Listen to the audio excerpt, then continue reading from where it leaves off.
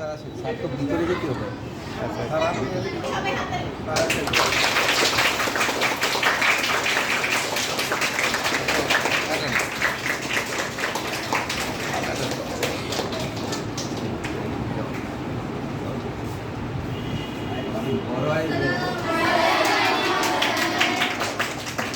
আমি কি এইখানে বসবো?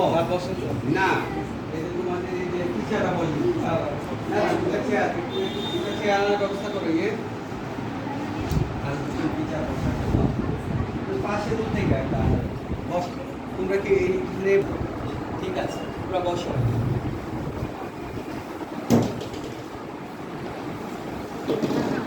ক্লাস 6 বালিকা শাখা কর্তৃক আয়োজিত মূল্যায়নের অংশ হিসেবে আমরা স্বাস্থ্য মেলার আয়োজন করেছি এবং স্যার আমাদের মাঝে উপস্থিত হয়েছেন। আমরা স্যারকে আন্তরিকভাবে আবার করতালের মাধ্যমে তার প্রতিফলন আমাদের নতুন কারিকুলাম আমাদের বাচ্চাদের মাঝখান থেকে স্বাস্থ্য সুরক্ষা সম্পর্কে স্বাস্থ্য সচেতনতা কীভাবে তৈরি করছে আর বাংলাদেশের সকল ক্ষেত্রে এটা পৌঁছে যাচ্ছে, এটাই তার প্রতিফলন।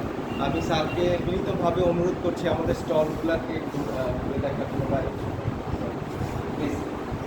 স্যার ঘুরে দেখে আছি স্যার। আসলে কি আমি তো এই যে নিরাপদ থাকি, সুস্থ থাকি, এই যে ব্যাপারটা, এই ব্যাপারে তো আগে তোমাদের কাছ থেকে যদি মনে করে একটু ধারণা পাই, তাইলে হয়তো বা আমার পক্ষে কিছু বলা সম্ভব, তাই না? কারণ এটা নতুন কারিকুলামের একটা অংশ। তোমাদের এই যে শ্রেণী শিক্ষক যিনি আছেন, তিনি তোমাদেরকে এই কারিকুলামের উপরে ওনার যথেষ্ট অভিজ্ঞতা রয়েছে, দক্ষতা রয়েছে। এর ভিত্তিতে আজকে এই ধরনের একটা সুন্দর একটা আয়োজন করেছে। আমি প্রথমে আমাদের যে শ্রেণী শিক্ষক রয়েছেন বা বিষয়ভিত্তিক শিক্ষক যিনি রয়েছেন, যেন শফিকুল বা রেজবি, আপনাকে ধন্যবাদ জানাচ্ছি এই ধরনের একটা আয়োজন করার জন্য। এবং তোমরা যারা সবাই এই আয়োজনে অংশগ্রহণ করছে, তোমাদের সকলকে ধন্যবাদ। এই যে সুস্থ থাকি, দেখো এই সুস্থতা এখন খুব বেশি প্রয়োজনীয় কিনা হবে। আমরা যদি শারীরিকভাবে সুস্থ না হই, তাই এই নতুন কারিকুলামকে আমাদের পক্ষে বাস্তবায়ন সম্ভব? কারিকুলাম বাস্তবায়ন করতে হলে প্রথমে যে জিনিসটা লাগবে, এটা হলো আমাদেরকে সুস্থ থাকতে হবে। সুস্থ থাকার পরে আমাদের পক্ষে এই পাঠ্যপুস্তক পড়াশোনা করা আমাদের পক্ষে সম্ভব। শারীরিকভাবে যারা অক্ষম, তাদের পক্ষে যদি এই কারিকুলাম পড়া সম্ভব না হয়, তাহলে এই কারিকুলাম আমরা কীভাবে বুঝবো? তো তারই একটা অংশ হিসাবে আমরা দেখলাম যে নিরাপদ থাকি এবং সুস্থ থাকি। এবং বার্ড মডেল স্কুলের এই ষষ্ঠ শ্রেণীর বালিকা শাখা, আমি জানি যে এই ব্যাপারে যথেষ্ট সচেতন।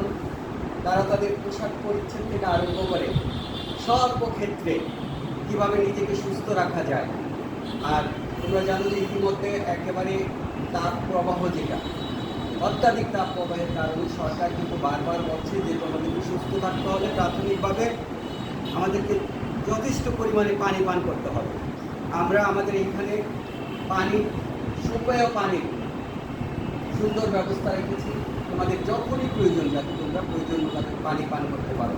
এই নিরাপদ থাকি, সুস্থ থাকি, তার মধ্যে কিন্তু প্রধান ব্যাপার হলো যে স্কুলের মধ্যে ওই রকম পরিবেশ আছে। এখন আমি তোমাদের কাছ থেকে জানতে চাই, আমাদের এই বার্ড মডেল স্কুলের পরিবেশ স্বাস্থ্যের উপযোগী কিনা। আমরা যে একটা পরিবেশে থাকতেছি, মনে করো এর মধ্যে একটা দেখতে হবে ক্লাসরুমের পরিষ্কার পরিচ্ছন্নতা, একটা। দুইটা দেখতে হবে ক্লাসরুমগুলোর মধ্যে পর্যাপ্ত আলো বাতাস আসে কিনা, এটা একটা। এরপরে দেখতে হবে আমাদের যে ওয়াশরুমগুলো পর্যাপ্ত পরিমাণে ওয়াশরুম আছে কিনা, আমাদের পর্যাপ্ত পরিমাণে সুপেয় পানির ব্যবস্থা আছে কিনা। এইগুলো যদি থাকে, তাহলে বোঝা গেলে একটা প্রতিষ্ঠানের মধ্যে যা থাকার কথা, একটা আধুনিক প্রতিষ্ঠানের মধ্যে, একটা মডার্ন প্রতিষ্ঠানের মধ্যে যা থাকার কথা, সেগুলো আমাদের আছে কিনা সেগুলো দেখতে হবে। তারপরেই আমাদের এই নিরাপদ স্বাস্থ্যের ব্যাপারটা আসবে, তাই না? আচ্ছা, তোমাদের কাছ থেকে জানতে চাই যে এখানে আমাদের যে ওয়াশরুমগুলো, এগুলো তোমাদের কাছে কেমন মনে হয়? সব সময় পরিষ্কার পরিচ্ছন্ন থাকে কিনা? আচ্ছা, এখানে যে পানির ব্যবস্থা তোমাদের থাকে কিনা? আচ্ছা, এই দুইটা জিনিস কিন্তু সবগুলা প্রতিষ্ঠানের মধ্যে অ্যাভেলেবল করা যায় না। এই যে দেখো, আমাদের যে বিদ্যুতের যে ব্যবস্থা, এইখানে এই রুমের মধ্যে 6টা ফ্যান আছে এবং ফ্যানগুলো সবগুলাই, কোনো ফ্যানই বিকল না। একটু যদি পাখা একটা নষ্ট হওয়ার সাথে সাথে বিদ্যুৎ সাথে একটা ব্যবস্থা, এটা সব স্কুলের পক্ষে সম্ভব না। আমরা চেষ্টা করতেছি যে তোমাদেরকে প্রাথমিকভাবে নিরাপদ রাখার জন্য যা কিছু করার, যাতে আমাদের কর্তৃপক্ষ সেটা করে।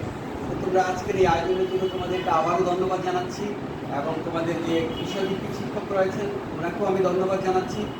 এই আমাদের এই নতুন কারিকুলাম বাস্তবায়নে তোমরা এই ধরনের প্রোগ্রামগুলো বেশি বেশি করবে এবং সকলেই এই প্রোগ্রামগুলোতে অংশগ্রহণ করতে চেষ্টা করবে। এখানে একটা কথা মনে রাখতে হবে যে এই যে স্টলগুলো করেছে এখানে অনেকে দলীয় কাজ করেছে, বলেছো না? এই দলীয় কাজে যাতে কেউ পিছিয়ে না থাকে, শুধুমাত্র একজন দুইজন দলীয় কাজে সক্রিয় আর বাকিগুলা ইনঅ্যাক্টিভ, তা হবে না। দলীয় কাজে সবাইকে সক্রিয় হইতে হবে, প্রেজেন্টেশন সবাইকে দিতে হবে, জড়তা সবাইকে কাটাইতে হবে, যাতে আমি দেখি যে ক্লাস 6-এর 55 জন মেয়ে 55 জনই কথা বলতে পারে, সুন্দর প্রেজেন্টেশন দিতে পারে, দলীয় কাজ একেবারেই সক্রিয়। তখন আমরা বুঝবো যে আমাদের নতুন কারিকুলাম আমরা বাস্তবায়ন করতে পারছি, তাই না? এরপরে কারিকুলাম বাস্তবায়নে যে সমস্ত প্রতিবন্ধকতা আছে, তোমাদের যে বিষয়ভিত্তিক শিক্ষকরা রয়েছেন তারা তোমাদেরকে সার্বিকভাবে সহযোগিতা করবেন। আমি আমার বক্তব্য বা ডিগ্রি করতে চাই না, তোমাদেরকে আবারও ধন্যবাদ জানিয়ে আমার বক্তব্য শেষ করছি।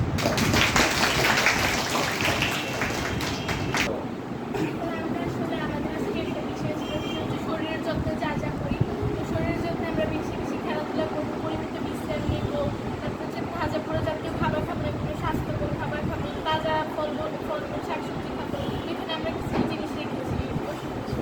আচ্ছা, ঠিক আছে, থ্যাংক ইউ। এই গ্রুপে কারা কারা আছে এরা? আচ্ছা, গ্রুপের সর্বশেষে যে আছে তুমি একটু বলো, গ্রুপের সর্বশেষে কি আছে? এই যে তোমার সাথে যে তুমি বলো তো দেখি আজকের এই অনুষ্ঠানটা সম্পর্কে বলো। এই যে সে যেভাবে উপস্থাপনটা দিল যে আজকে আমরা এই কাজগুলো করতে যাচ্ছি, এই কথাগুলো বলো। স্বাস্থ্য মেলার কোন পার্টে তোমরা অংশগ্রহণ করেছো? আমরা কী কী করি সে তো 3-4টা কথা বললো, যে আমাকে পরিমিত বিশ্রাম নিতে হবে, আমাকে নিয়মিত ব্যায়াম করতে হবে, আমাকে কি করতে হবে, পরিষ্কার পরিচ্ছন্ন থাকতে হবে, আমাকে নিয়মিত ব্যালেন্স ডায়েট স্বাস্থ্যকর খাবার খাইতে হবে, আমাকে বাজা পুরি জাতীয় এই ধরনের খাবার অ্যাভয়েড করতে হবে, জাঙ্ক ফুডগুলো অ্যাভয়েড করতে হবে, আমাকে স্বাস্থ্যকর খাবার খাইতে হবে, তাই না? এই কথাগুলো বলো। আমাকে পর্যাপ্ত শাকসবজি খাইতে হবে, এই ধরনের তোমরা এখানে দেখাচ্ছ যে আমাকে স্যার লাগবে না, আমাকে পর্যাপ্ত শাকসবজি খাইতে হবে, এই কথাগুলো বলছে না? আমার খাবারের তালিকায় ফলমূল থাকতে হবে, এই কথাগুলো বলছে তো? আমাকে নিয়মিত খাবারের আগে এবং পরে আমার হাত পরিষ্কার করতে হবে, তাই না? তারপরে আমাকে খাইতে হবে যাতে করে জীবাণু আমার শরীরে প্রবেশ করতে না পারে। এই কথাগুলো ছিল আজকের কথা, তাই না? এই কথাগুলো মনে করো একজন বললো সুন্দরভাবে, মনে করো সেও বললো, আমি জানি সেও বললো, কিন্তু আমাকে সবাইকে বলতে হবে না, সবাইকে বলতে হবে। আর এই গ্রুপের কাজ হলো যে আমি শুধু বলতে পারি কিন্তু অন্যরা বলতে পারে না। না, তোমরা না গণতান্ত্রিক চর্চা করো। গণতান্ত্রিক চর্চায় বলা আছে যে share your experience in the whole class. তোমার যে অভিজ্ঞতা এটা সারা ক্লাসের মধ্যে তুমি বর্ণনা করে দিতে হবে, শেয়ার করতে হবে, ভাগাভাগি করতে হবে। ইংরেজিতে কিন্তু বারবার বলা আছে share your experience in the whole class. তোমার যে অভিজ্ঞতা অর্জিত হয়েছে সেটা সমস্ত ক্লাসের সকলের মধ্যে ভাগাভাগি করে দাও। শুধু আমি পারলাম, আমার গ্রুপের আর কেউ উপস্থাপন করতে পারে না, তাইলে কিন্তু এই গ্রুপের সবাই ভালো নাম্বার পাবে না। তোমার কারণে কিন্তু এই গ্রুপের সবাই খারাপ নাম্বার পাবে। কথা বুঝছো? কাজে তোমাদের কাজ হলো যে আমি পারি, তুমি পারো, তুমি পারো, তুমি পারো। তোমার কাজ হলো দলের সবাইকে এই ব্যাপারে জানা যে ঠিক আছে তুমি একটা প্রেজেন্টেশন দাও কীভাবে। তাহলে আমি প্রথমে বুঝতে পারি এই ব্যাপারটা, আমি মনে করছিলাম যে এইটাই হয়তো বা টপিক্সটা, তাই না? এই কারণে ওইটা নিয়ে কিন্তু কথা বলি নাই, শরীরের যত্ন যা যা করি, এখন বুঝতে পারলাম। ঠিক আছে, তোমাদের পক্ষে একজন কথা বলো। স্যার, আমাদের হচ্ছে নিরাপদ থাকা মানেই সুস্থ। যদি আমরা নিরাপদে থাকতে পারি তাহলে আমাদের জীবাণু সংক্রমণ হবে না এবং আমরা সুস্থভাবে থাকতে পারি। এই জীবাণু যাতে আমাদের শরীরে না আসে তাই আমরা নিয়মিত হাত ধুতে পারি, যার জন্য হচ্ছে আমরা ব্যবহার করতে পারি সাবান অথবা হচ্ছে হ্যান্ড স্যানিটাইজার, এবং নিয়মিত গোসল করতে পারি, যার ব্যবহার করতে পারি আমরা সাবান। এবং আমরা যখন হাঁচি কাশি আসবে তখন আমরা হচ্ছে কোনো কাজ করে অথবা হচ্ছে টিস্যু ব্যবহার করে আমরা এই হাঁচিটা দিতে পারি। এবং তারপর হচ্ছে আমরা যে ফলাদি খাবো এগুলোকে হচ্ছে পানিতে ভিজিয়ে কিছুক্ষণ রেখে দিব যাতে এটা জীবাণুমুক্ত হয়, এবং তারপরে আমরা এটাকে পরিষ্কার করে ভালোভাবে ধুয়ে তারপরে খাবো। স্যার এইটা আপনার জন্য।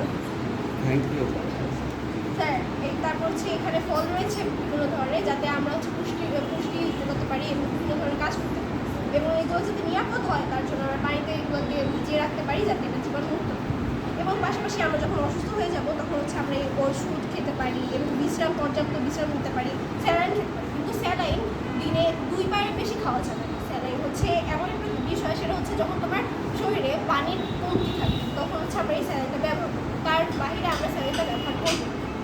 এরপরে যেহেতু এখন করোনা ভাইরাসের সংক্রমণ 2 বছর আগে ছিল, তাই হচ্ছে আমরা এই মাস্ক রেখেছি যাতে হচ্ছে সবাই মাস্ক পরিধান করতে পারে, ধুলাবালির মধ্যে হাঁটার সময় যাতে তাদের মুখে ধুলাবালিগুলো না ঢুকতে পারে। তারপরে এই গরমের মধ্যে এখন যেহেতু এই তাপপ্রবাহ চলতেছে, এই জন্য হচ্ছে আমরা ছাতা এই ব্যবহার করতে পারি, রোদে যাওয়ার সময় বা বৃষ্টির সময় আমরা এই ছাতা ব্যবহার করতে পারি।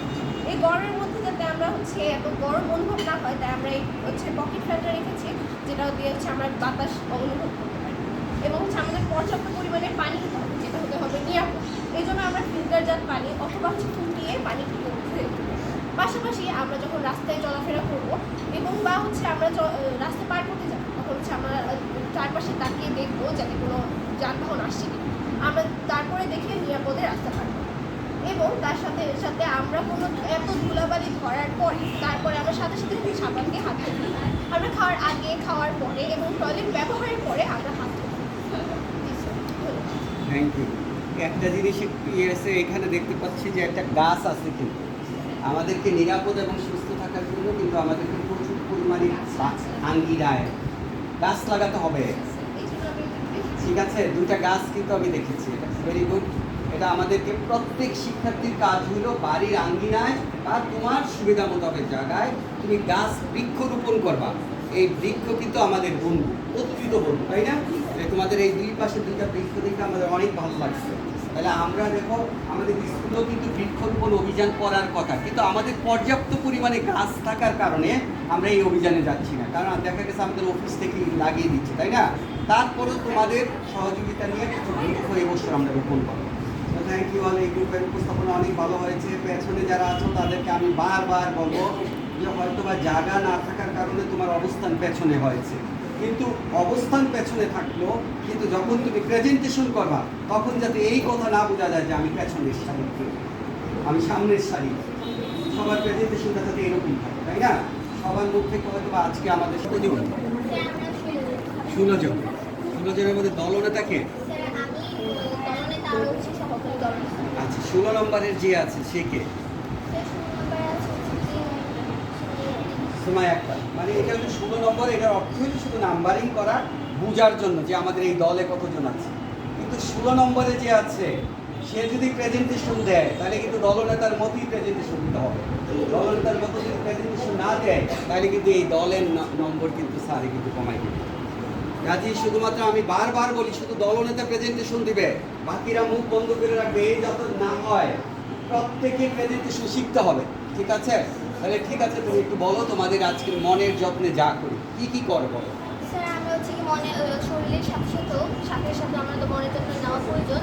মন ভালো না থাকলে আমাদের স্বাস্থ্য ভালো লাগে না। তো মনের যত্ন নেওয়ার জন্য আমরা বই পড়তে পারি, আঁকাকি করতে পারি, বাগান করতে পারি, তারপর হচ্ছে গিয়ে আমরা ব্যায়াম করতে পারি, যাতে হচ্ছে গিয়ে অন্যদের সাথে মনের কথাগুলো শেয়ার করতে পারি। আচ্ছা, তাহলে দেখা গেছে আসলে শরীর এবং মন একে অপরের সাথে কি অঙ্গাঙ্গিভাবে জড়িত। শরীর ভালো থাকলে মন ভালো থাকবে, আর মন ভালো না থাকলে শরীর অটোমেটিকই খারাপ হয়ে যাবে। এই কারণে আমাদের মনের যত্ন নিতে হবে, তাই না? শরীরের যত্নের পাশাপাশি মনটাও কীভাবে, মাইন্ড কীভাবে ফ্রেশ থাকে, মনটা কীভাবে সতেজ থাকে, সে জিনিসটা আমাদেরকে করতে হবে, তাই না? তাইলে দেখা গেছে যদি আমাদের মন ভালো থাকে শরীর অটোমেটিক সুস্থ হবে, শরীর ভালো থাকে মন ভালো থাকে, তারা একে অপরের সাথে জড়িত। এই জিনিসটা আমরা 6ষ্ঠ শ্রেণীতে থেকে এই জিনিসটা অনুধাবন করতে পারলাম। আসলে আমরা যখন লেখাপড়া করেছি এই ধরনের প্রেজেন্টেশন, আমি বলি যে আমি যখন 10ম শ্রেণীতে পড়ি তখন আমাকে একটা রচনা বলার জন্য বলা হয়েছিল যে সবার সামনে একটা রচনা পড়ো। আমি তো রাজি ছিলামই না, আমাকে অনেকভাবে চেষ্টা করার পরও দেখা গেছে আমার কম্পন সারা শরীর কাঁপতে ছিল। কিন্তু আজকে তোমরা 6ষ্ঠ শ্রেণীতে পড়ো, এত সুন্দরভাবে তোমরা কথা বলছো, তার জন্য তোমাদেরকে অনেক ধন্যবাদ। এবং আমরা চেষ্টা করবো এই যে আমাদের এই কারিকুলাম যাতে আমরা সঠিকভাবে বাস্তবায়ন করতে, তাই না? আমাদের অসংখ্য ধন্যবাদ, থ্যাংক ইউ।